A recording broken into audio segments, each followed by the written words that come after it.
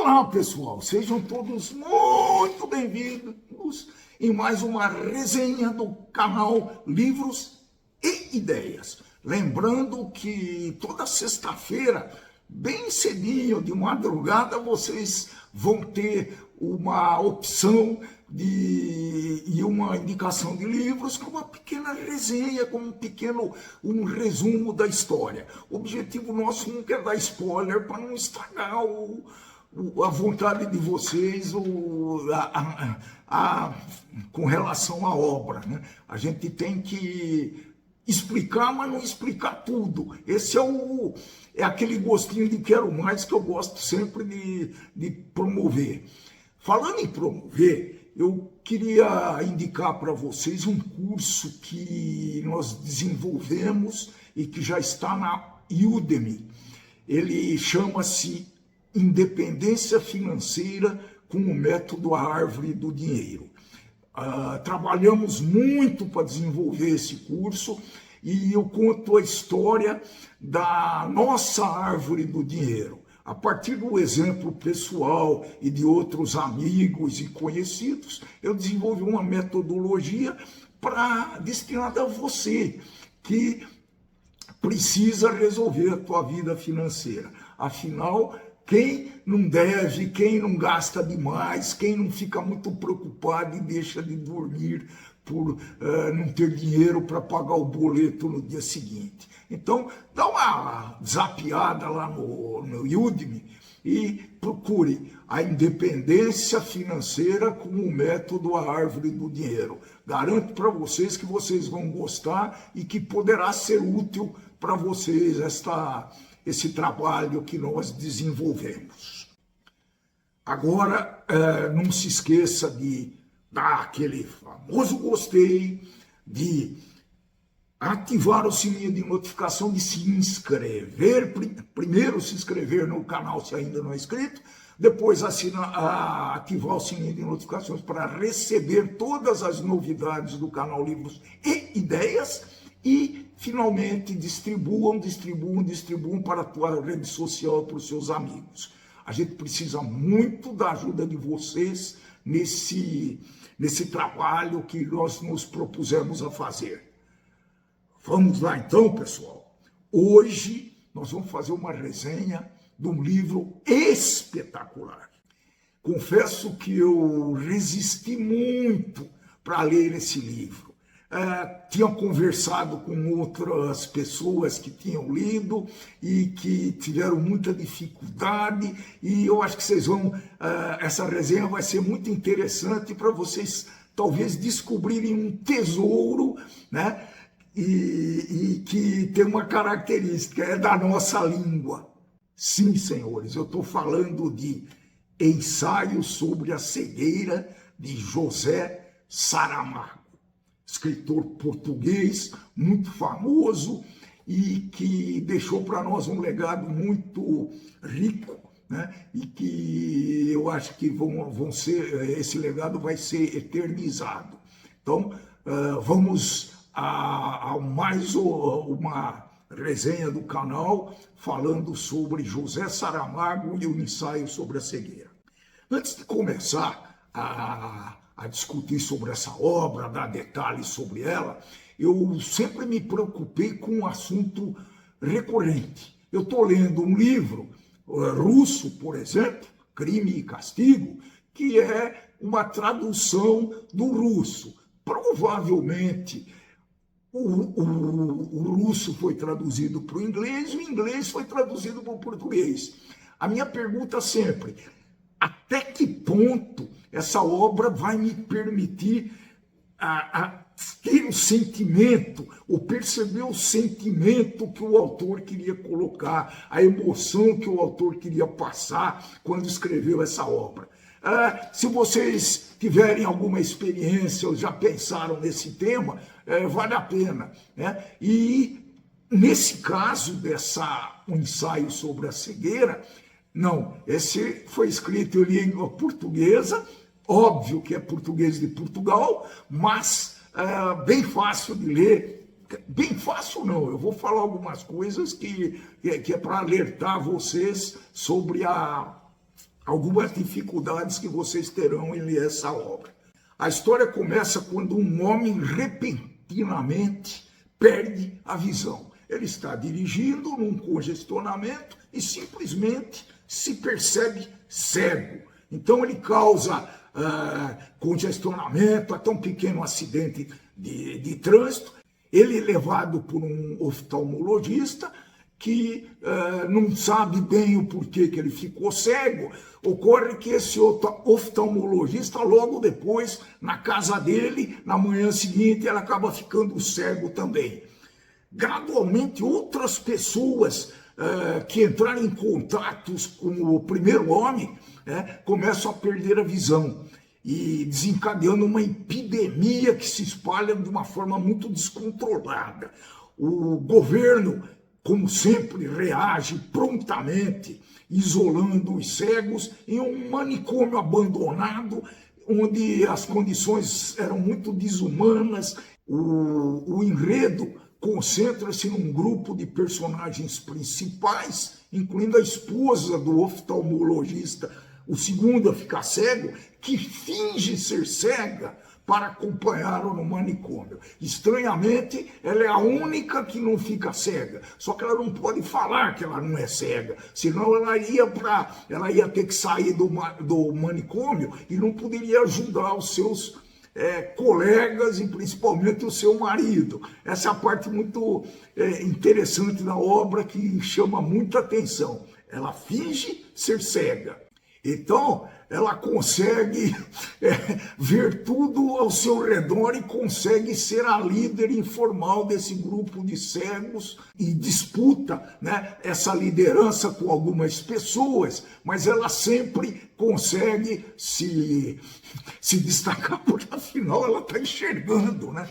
Ninguém sabe, mas ela está enxergando. O Saramago é muito importante no desenvolvimento da fragilidade da sociedade, né? A perda da civilização em face ao caos instaurado, né? Ele descreve as atrocidades cometidas pelos cegos isolados, destaca os atos de solidariedade e empatia entre eles também. O Saramago tem uma coisa que logo eu acho que vocês vão notar, mas de qualquer forma eu vou chamar a atenção. Talvez seja o primeiro livro, pessoal, que eu li e que eu notei essa característica. E é característica do Saramago, não dessa obra em especial. O Saramago não faz parágrafos. Então existem páginas, mais do que uma página, que ele descreve. O texto é completamente inteiriço, sem um momento que a gente consiga respirar. Isso cria uma sensação de fluxo contínuo, mas também cria uma confusão na hora que um personagem está falando e o outro começa a falar logo depois, né? É bem interessante isso daí, porque eu nunca tinha visto uma coisa dessa, né? Não tem parágrafos, praticamente não tem parágrafos na escrita do Saramago. Atentem para esse detalhe. É uma obra muito poderosa que faz a gente refletir mesmo. E principalmente em tempos de pandemia que a gente viveu, é óbvio que foi muito mais dramático, ele dramatizou muito mais a situação, mas em certos aspectos eu me senti de volta àquela famigerada e sofrida pandemia que nos assolou em 2020, 2021, até um pedaço de 2022. Realmente, eu fiquei muito, muito impressionado com essa obra de Saramago. Uma coisa interessantíssima nessa obra, os personagens não tinham nomes. Portanto, não era um Joaquim, não era o Manuel, mas eles se falavam, eles eram conhecidos, e a obra deixa claro isso, pelas características físicas, pela profissão, pela sua relação pessoal, etc. Por exemplo, o primeiro cego era Sempre que se referia a essa pessoa, eles diziam: o primeiro cego fez isso, o primeiro cego falou aquilo, e foi o primeiro que perdeu a vista na epidemia. A mulher do primeiro cego também, ela era conhecida como a mulher do primeiro cego. O médico oftalmologista que foi contaminado logo após a consulta do primeiro cego. A mulher do médico também, que desempenha um papel muito importante, talvez seja o personagem principal dessa obra de Saramago. Tinha uma moça muito emblemática, teve um papel importante na história, que era conhecida como a moça dos óculos escuros. Tinha um outro filósofo, já com uma certa idade, né? Eu não sei por que, mas pessoas com uma certa idade tendem a se sentir um pouco filósofos e detentores de conhecimentos que às vezes não tem, viu, pessoal? Só ser sincero. O velho da venda preta era esse filósofo. O garoto que perdeu a mãe. Então, essa identificação dos personagens usada por Saramago é muito particular e parece, às vezes, incumpridar um pouco a narrativa, né? Quando ele podia chamar simplesmente de Manuel, Joaquim, Elias, João, Paulo, Pedro, etc. Sempre ele se revela a todos os personagens, melhor dizendo, são revelados em função das suas características. Pontos importantes que eu estou destacando nessa obra. A linguagem do Saramago, eu já falei um pouco sobre isso. Essa linguagem é marcada por várias características distintivas. O estilo de escrita é absolutamente único, a prosa é distintiva e apresenta longas frases e parágrafos, já falei, sem a pontuação convencional de vírgulas, pontos finais e mudanças de linha, né? A narrativa é reflexiva e filosófica, como não podia deixar de ser numa pandemia, numa epidemia desse tipo. Os diálogos usados por Saramago, às vezes não tem nem indicação de quem está falando, o leitor precisa descobrir, e isso desafia em vários momentos a perspicácia do leitor em descobrir quem está falando. Complica um pouquinho, mas não deixa de ser interessante.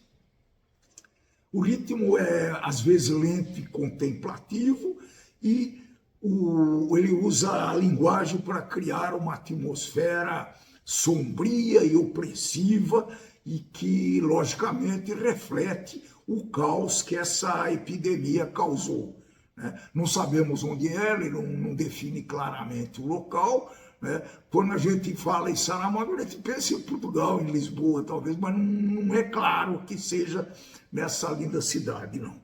E ele não deixa de ser uma distopia, que eu já falei nesse canal, né? Distopia é uma história que leva o leitor a mudar a cronologia do mundo, com uma alteração muito severa da forma de viver, da cultura e das atitudes das pessoas, até regime político, etc. Não deixa de ser uma distopia o ensaio sobre a cegueira. Como temas, eu vou destacar, eu já falei, mas eu vou destacar a cegueira, que é literal e metafórica também, né? É o central, obviamente, é o ponto central da narrativa, tanto no sentido literal, como no sentido mais amplo, representando a falta de visão moral, ética e espiritual da humanidade. A natureza humana é muito explorada na obra e consideradas condições extremas, naquele manicômio, com falta de comida, regras muito rígidas que devem ser seguidas, né? E tem algumas pessoas que torcem para quanto pior, melhor. Por quê? Porque eles conseguem se locupletar ou tirar vantagem de uma situação de caos. A gente já viu um pouquinho disso há pouco tempo atrás, né? A vulnerabilidade e o poder, né, é muito dinâmica, esses elementos que apresentam as situações de crise. O autor questiona quem detém o poder e como ele é exercido, especialmente quando as estruturas sociais e morais desmoronam, que é o caso de uma epidemia de cegueira, de uma cegueira coletiva. Solidariedade e empatia, alguns grupos de pessoas desenvolviam muito essa solidariedade no sentido de, às vezes, se sacrificar para ajudar aquele que estava mais próximo, né? E ele nem conhecia, e ele não estava vendo. Então, essa talvez seja o tema muito recorrente na narrativa, que é, então, a solidariedade e a empatia. A brutalidade e a desumanização também são muito explorados na obra, são muito expostas, e porque as pessoas são colocadas sob condições extremas, e a reação delas é esperado, e algumas até são um pouco fora do que a gente espera. Conseguem conservar o sentimento de humanidade e empatia. É uma crítica social e política também. Ele usa essa alegoria, né, que é uma fantasia, para comentar questões sociais e políticas contemporâneas. O Saramago critica a falta de preparação e a resposta do governo à crise da cegueira, bem como a desigualdade social e a alienação da sociedade moderna. Um pouquinho parecido, hein? Isso me lembra algumas coisas. Então, esses temas são muito, muito, muito ricos nessa obra. Talvez muito impactantes, talvez não, muito impactantes para o leitor. Se eu for, alguém pode perguntar, será que tem outras obras parecidas? Porque eu gostei muito e talvez já tenha lido algumas. Sim, várias. 1984, que eu estou para fazer uma resenha, mas eu preciso de uma pessoa que queira me ajudar a fazer essa resenha. Se você já leu 1984, se quiser se candidatar para a gente fazer uma resenha dupla nesse canal, eu agradeço. Então, esse do George Orwell também é um clássico distópico. O Senhor das Moscas eu não conheço, de William Golding. O Admirável Mundo Novo, de Aldous Huxley, eu conheço esse livro, já li. A Peste, de Albert Camus, eu não sei, ela foi publicada antes, eu não posso dizer se Saramago usou esse tema para desenvolver o ensaio sobre a cegueira. A Laranja Mecânica também, confesso que eu comecei a ler, mas não consegui terminar. São obras que tratam mais ou menos do mesmo tema, distópico e o caos formado por algum acontecimento, por alguma doença ou por alguma atitude. Os leitores apreciaram muito nessa obra a narrativa impactante. Eu também. Intrigante a história, cativante. Eu pelo menos fiquei o tempo todo tentando adivinhar o que causou aquela cegueira, se era um vírus, se era outra coisa, enfim, eu estava muito curioso na sequência, então eu li muito rápido essa obra. Então, em função do caos, é aí que a verdadeira natureza humana se revela, não é? E fica muito claro isso. O estilo literário único, eu já falei, né, sem parágrafos, frases longas, etc. E os temas profundos e universais. Alguns autores consideraram a escrita muito difícil, consideraram a narrativa um pouco lenta, mas foi deliberado na história isso daí. A falta de identificação dos personagens parece incrível, mas alguns leitores não gostaram disso. Eu achei super original essa forma de identificar os personagens. De forma geral, né, essa obra do Saramago é muito elogiada por sua profundidade, pelo estilo literário e a capacidade de provocar reflexões significativas. Muito boa essa obra, pessoal. Esse livro, na minha opinião, é indicado para um público adulto que aprecia uma linguagem, uma literatura contemporânea, distópica e filosófica. Eu, pessoalmente, gosto muito das obras que tratam de distopias, né? Então, eu sou um pouco suspeito para falar. Se você gosta de explorar temas profundos, natureza humana, poder, solidariedade, moralidade, vocês vão com certeza encontrar muito valor nessa obra. Mas alguns podem julgar a literatura muito complexa e difícil de entender. Se vocês quiserem tentar, façam um esforcinho. Vamos falar um pouco sobre o José Saramago, né? Não dá para ler uma obra dessa e ignorar o autor como sendo um ilustre desconhecido. Saramago nasceu em Portugal em 22, que falecido em 2010. Foi um dos mais renomados escritores do século XX e do início do século XXI também.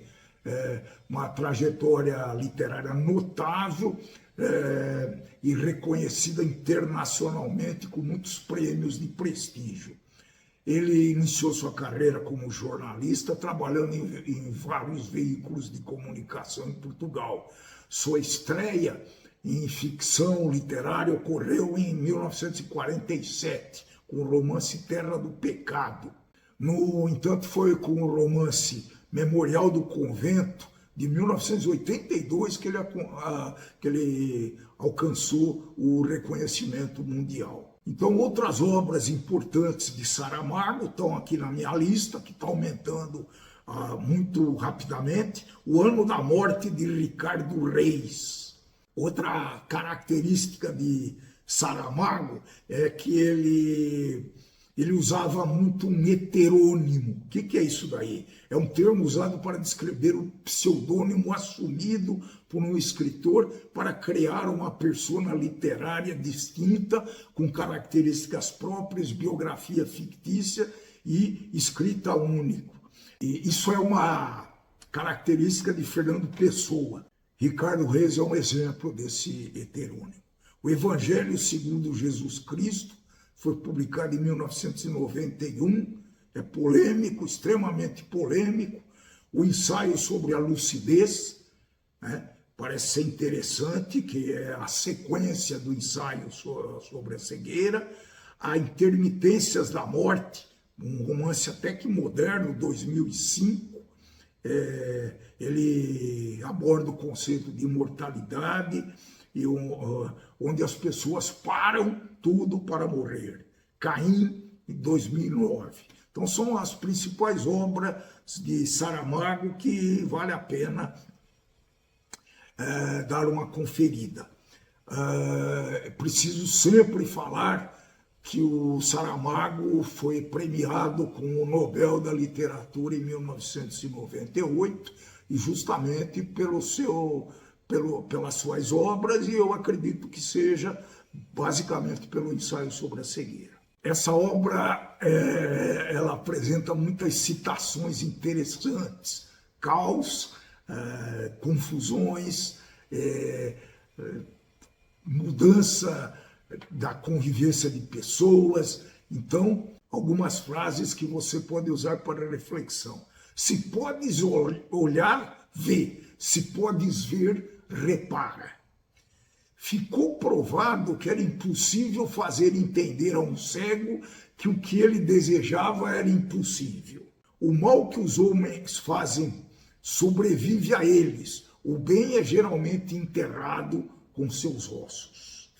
Nunca somos tão infelizes como pensamos, nem tão felizes como desejamos. Tem algumas pérolas, algumas frases que a gente pode usar no nosso cotidiano, né? Mas, por favor, vocês dão aí o crédito para o Saramago.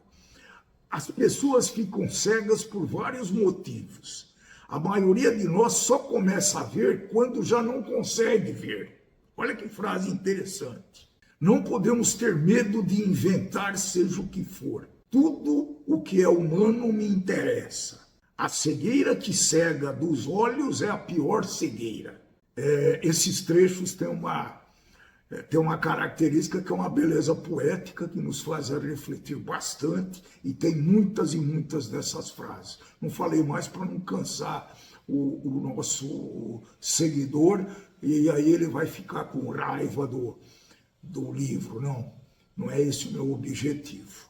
Como recomendação final, pessoal, eu considero uma obra-prima, foi muito impactante para mim. Talvez em 2024, não sei se foi o que mais me impactou até agora, mas me impactou muito essa obra, eu acho que é inesquecível, tá? Porque os temas abordados são muito atuais, são universais e muito atuais. E tudo isso num cenário de epidemia de cegueira que a gente sabe que desencadeia um caos social enorme, né? Epidemia de cegueira e outras epidemias. Então eu recomendo muito, tentem ler, apesar dos parágrafos, não são longos, são absurdamente longos. Por favor, tentem ler que vale muito a pena. Na pesquisa sobre filmes, tem um filme que é muito bom, eu assisti, O Ensaio sobre a Cegueira. Foi adaptado em 2008 por Fernando Meirelles. Tem o mesmo título que a obra original e conta com um elenco muito famoso, com muitas celebridades. Julianne Moore, Mark Ruffalo, Gael Garcia Bernal e outros, né? Só que a gente precisa...